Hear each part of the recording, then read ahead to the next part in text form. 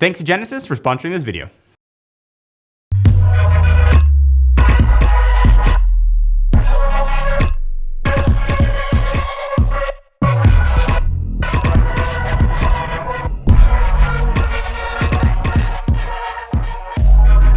Genesis means the start of something new. It's a new beginning. And I couldn't think of a more appropriate name for a car company introducing their first SUV. So this is the all-new 2021 Genesis GV80, a car that's clearly geared to drive the company to the future. But before they get there, I think it's important to take a look at where they began. So maybe you've never heard of Genesis, or maybe you still think of it as just one car. The Genesis name actually started its life in 2008 as a flagship Hyundai. And people loved the car. It became very clear that a lot of people were clamoring for more luxury from Hyundai. So it made sense for the brand to spin off the Genesis name into its very own luxury brand.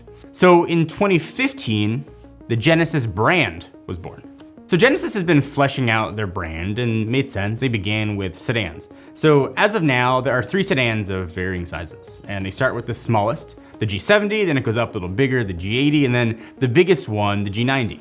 But it's very clear that they were missing the SUV, sort of one of the largest growing segments of cars. So enter the flagship SUV, the GV80. And with the starting price of just under $49,000, this is probably one of the best entry points for any luxury vehicle from really any manufacturer. SUVs nowadays are like a dime a dozen. Like just look at any parking lot and chances are you will see more SUVs than sedans. And it's hard to make an SUV now that stands out, that looks unique and different. And I think Genesis has done that with the GV80. It's kind of boundless by design. When you look at the front, it's a very bold grille, and you can identify that as a Genesis. But also the car is subtle in areas where I think cars should be subtle, especially when it comes to the side panels. You don't have really sharp angles or lines where a lot of other manufacturers try to make their cars stand out. I think what Genesis did was bold when it's called for and subtle when it's necessary. The first thing you notice about this car, whether it's in your rearview mirror or you're looking at it in a dealership, is the evolving crest grille. It's kind of an evolution of the Genesis logo.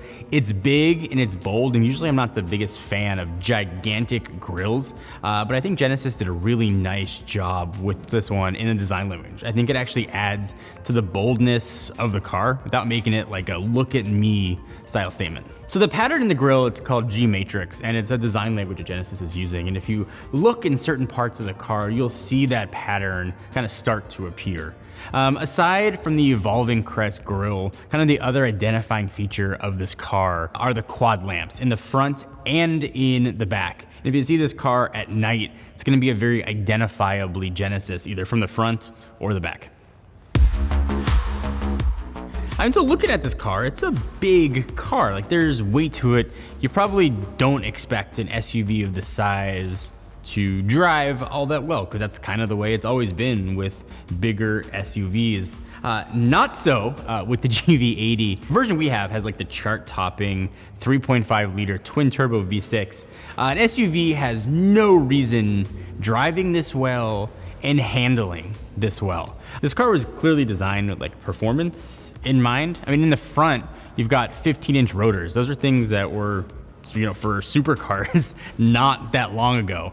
This thing was built and tuned to be driven, and when you do, it really does a great job. So that how a car handles and performance is certainly way more than just an engine. It's how the car was built, and there's a lot of tech inside of the GV80 that sort of helps it achieve that really fun driving experience. So it's got an electronic limited slip differential, which is really nice to have. That sort of helps with stability. You can determine how much power is going to different sides of the car. And I think it's nice to have, and you get the peace of mind that in slippery situations, in rain or snow, your car is going to feel planted when you're driving. So ultimately, driving the car was a really nice experience. This felt like a finely tuned machine. When I wanted sporty, it was sporty. When I wanted comfort, it was comfortable. Whatever sort of mood I was in, the car offered a drive mode to suit it. And that's not something that you see very often in really any SUV, let alone an SUV at this price point.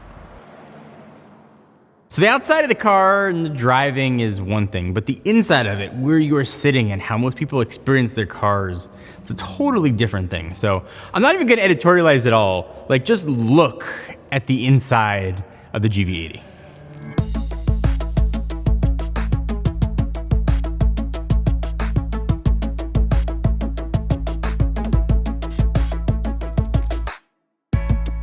I mean, so the first thing is the quilted seats. And I'm gonna tell you, they are as comfortable as they look. What you can't see is the full and awesome massaging seat function that the driver's seat has.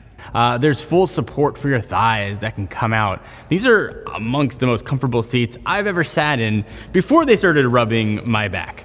Other things that you notice about this car, the high touch areas, the materials feel really premium. The analog roll dials, they feel like they have weight to them. The floating center console, the open pore wood, the leathers that are used throughout. Every single area that you touch and look at in this car really just feels and screams premium. And there's a cool combination of analog and digital going on here as well. So you've got capacitive buttons for the HVAC system, but as you touch it, it's giving you a bit of vibration. So you get that real button feel with the convenience of a touchscreen.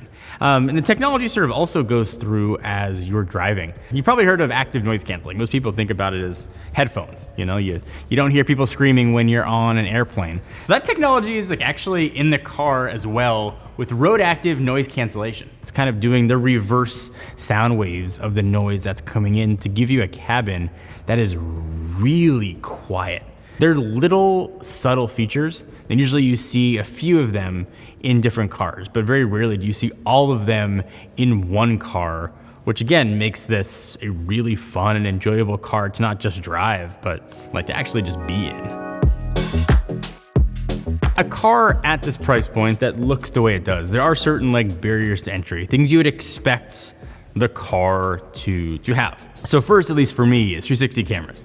That's sort of something I need a car to have. And it's here. There's a really cool feature too, where you actually get a picture of the car and you can move it around to see what's happening around you. But the highlight of the car, and probably the first thing you'll notice after the quilted leather seats, is the insanely ultra wide 14.5 inch screen. And it is a touch screen as well. You've got a rotary knob in the floating center console, so you can pick how you want to interact with it. And if you want to use your phone, obviously things like CarPlay and Android Auto are supported and look beautiful in the ultra wide screen. All right, but that's not the only screen. So behind the wheel, you've got a 12.3 inch digital display, and we've seen those before. This one's got a trick. It actually is utilizing 3D technology, so it's tracking your eyes. Essentially what it's doing is it's making the digital gauges look like there's substance to them. And it absolutely works. Practically doesn't really add much, but it does make the car feel a little bit more special. What does make a huge difference though is the heads-up display. It is 12 inches, so that makes it the biggest amongst its competitors, and it is incredibly useful. And you can pick and choose what information you want to have up there. Obviously I like having the speed, but also you can see all of these smart features the car has displayed up there. So things like the adaptive cruise control, lane keep assist. There's a lot of little things that the car can do that just make for a really fun and easy driving experience. So I think one of the barriers to entries in the luxury car system is a really good sound system. And Genesis delivers here. So the system that our car has is by Lexicon. It's got 21 different speakers in 17 different locations, including subwoofers under the seat. So for me, my audiobooks, sounded awesome. But if you listen to a lot of music, you're gonna get a really good, even balanced music listening experience in the car. So that's all the tech in the car, except for one thing. And I think I saved the coolest feature for last. It's called Remote Smart Parking Assist.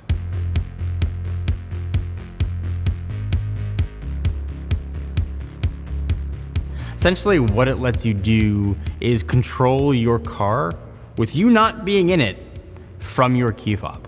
So imagine trying to pull your car into a really tight space. Maybe you don't have the room to open your doors and get out.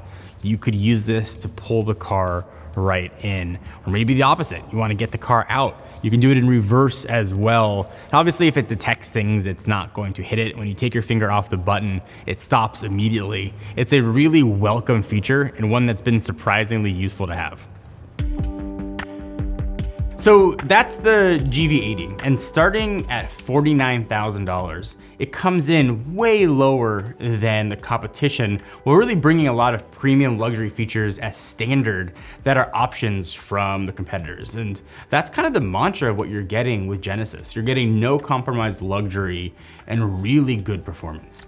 So if you're in the market for a nice size SUV and you want something in the premium segment, I think you owe it to yourself to at least look at the all-new GV80.